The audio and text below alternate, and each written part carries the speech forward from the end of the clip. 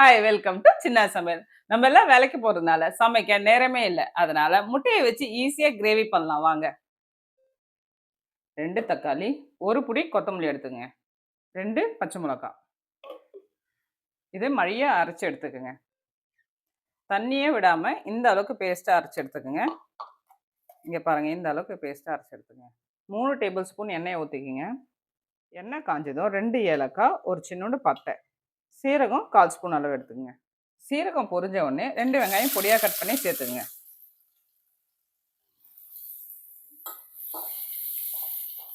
வெங்காயம் நல்லா பொன்னிறமா வறுத்துக்குங்க. வெங்காயம் பொன்னிறமா வதங்கிடுச்சு. இப்போ இஞ்சி பூண்டு பேஸ்ட் சேர்த்துப்போம். இஞ்சி பூண்டு பேஸ்ட் 1 ஸ்பூன் அளவு சேர்த்துக்குங்க. இஞ்சி பூண்டு எப்பவுமே நீங்க ஃப்ரெஷ்ஷா அரைச்சி எந்த டிஷ்ல சேர்த்தாலுமே ஸ்மெல் நல்லா ஃப்ளேவர் நல்லா கொடுக்கும். அதனால எப்பவுமே நீங்க செய்யும் போது லைட்டா அப்பவே மிக்சியில அரைச்சி அப்பவே சேர்த்துங்க. இப்போ நம்ம அரைச்சி வச்சிருக்கோம் தக்காளி, கொத்தமல்லி, பச்சை மிளகாய் அந்த பேஸ்ட்டை சேர்த்துப்போம்.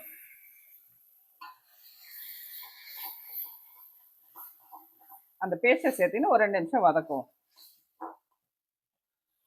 எண்ணெய் நல்லா பிரிஞ்சு வர அளவுக்கு நல்லா கொதிக்கிட்டோம். இப்போ நம்ம மசாலாவை சேர்த்துக்கலாம். தனியா 1 ஸ்பூன் சேர்த்துக்கலாம்.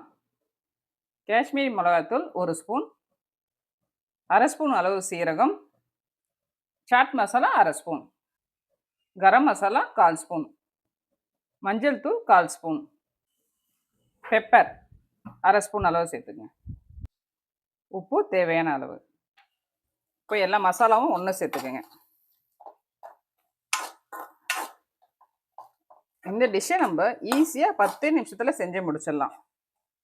குழந்தைங்களுக்கும் ரொம்ப பிடிக்கும், நமக்குமே ரொம்ப பிடிக்கும். இதோட டேஸ்ட்டே வேற லெவலில் இருக்கும். ஈஸியாக நம்ம எக்கை வச்சு நம்ம பண்ணிடலாம். இப்போ 1 கப் அளவு நம்ம தயிர் சேர்த்துப்போம். தயிரை சேர்த்து நல்லா மிக்ஸ் பண்ணி விடுங்க.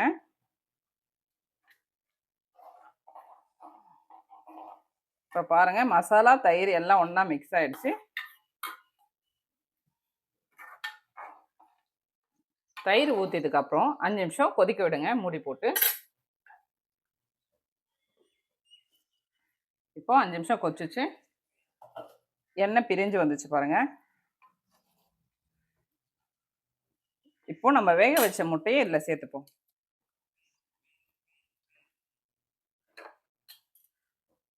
முட்டையை லைட்டாக கிளறி விட்டுக்குங்க. கொஞ்சோண்டு கஸ்தூரி மெட்டி போட்டுங்க. இப்போ ருசியான டேஸ்டான முட்டை கிரேவி ரெடி ஆயிடுச்சு. இந்த கிரேவியை நம்ம சப்பாத்தி, தோசை, இட்லி எல்லாத்துக்கும் கூட சேர்த்து சாப்பிடலாம். குறைஞ்ச நேரத்தில் சீக்கிரமாக இந்த கிரேவியை செஞ்சிடலாம்.